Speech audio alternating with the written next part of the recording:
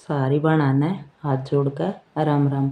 मैं ही बाप ने संकष्टी चतुर्थी की कहानी सुनाऊंगी। पसंद आवा तो लाइक करियो, शेयर करियो और कमेंट करके ज़रूर बताइए।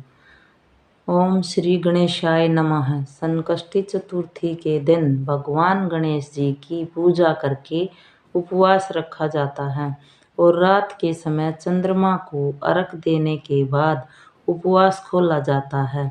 इस दिन जो भी भक्त भगवान गणेश जी की कृपा पाना चाहते हैं, उन्हें आज के दिन भगवान गणेश जी की विधि विधान से पूजा करके उन्हें उनका प्रिय भोग पान सुपारी, इलायची, तुरवा व लड्डुओं का भोग लगाकर इनमें से जो कुछ भी आप भोग लगा सकते हैं, उनका भोग लगाकर उनकी कथा पढ़नी या सुननी चाहिए।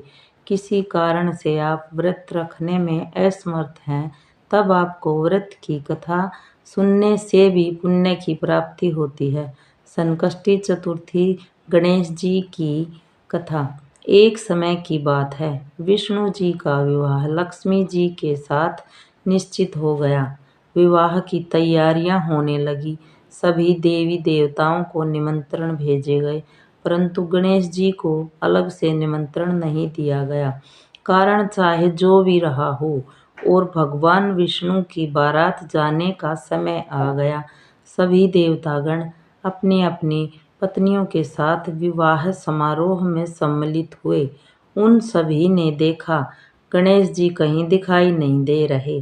तब वे आपस में चर्चा करने लगे कि क्या गणेश जी को न्योता नहीं भेजा गया या स्वयं गणेश जी नहीं आए। सभी को इस बात पर आश्चर्य होने लगा। तब सब ने मिलकर विचार किया कि क्यों न विष्णु भगवान से इसका कारण पूछा जाए। तब वे विष्णु भगवान के पास गए और कारण पूछा, तो कारण पूछने पर विष्णु भगवान ने बताया कि हमने गणेश जी के पिता भोलेनाथ को न्योता भेजा है। अगर गणेश जी अपने पिता के साथ आना चाहते तो आ जाते। अलग से न्योता देने की कोई आवश्यकता नहीं थी। दूसरी बात यह है कि उन्हें खाने में 1.25 मन मूंग, 1.25 मन चावल, 1.25 मन घी, 1.25 मन लड्डुओं का भोग दिन भर चाहिए। यदि गणेश जी नहीं आएंगे तो कोई बात नहीं, और वैसे भी दूसरे के घर जाकर इतना ढेर सारा खाना पीना अच्छा भी तो नहीं लगता।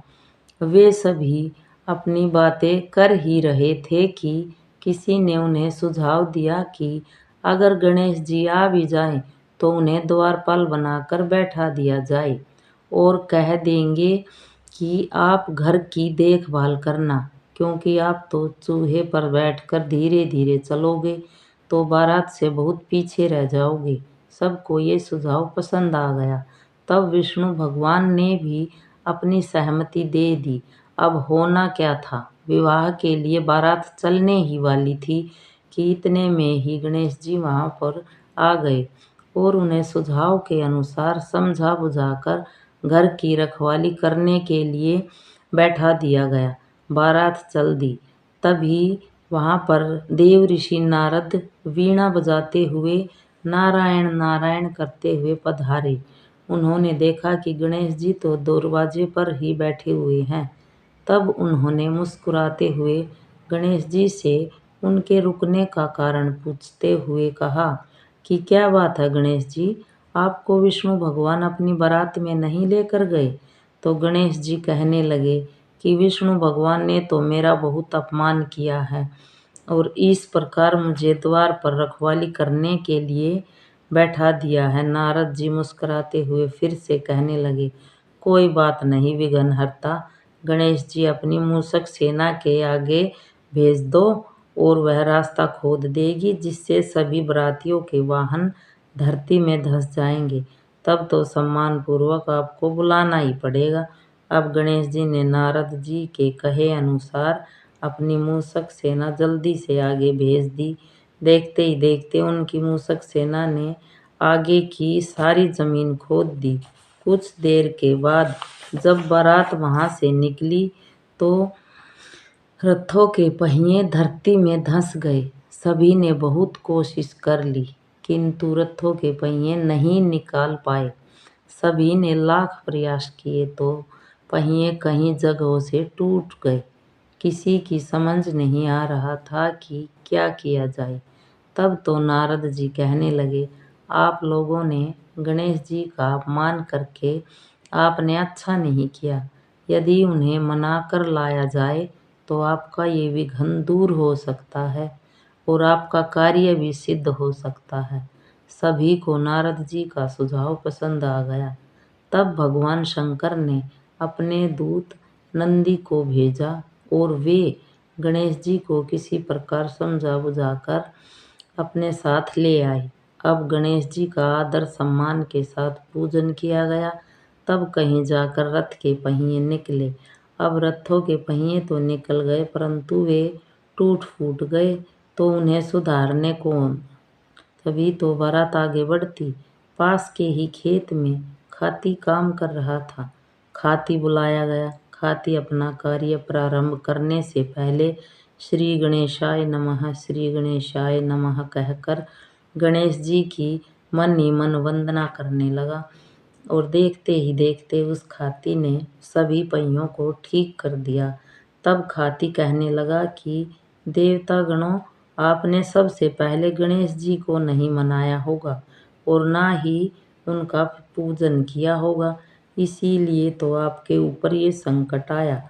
और हम तो मूर्ख अज्ञानी हैं।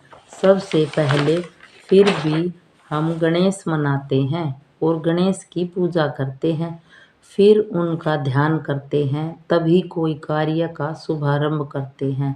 लेकिन आप लोग तो देवतागण हैं, फिर भी भला आप लोग गणेश जी को कैसे भूल गए।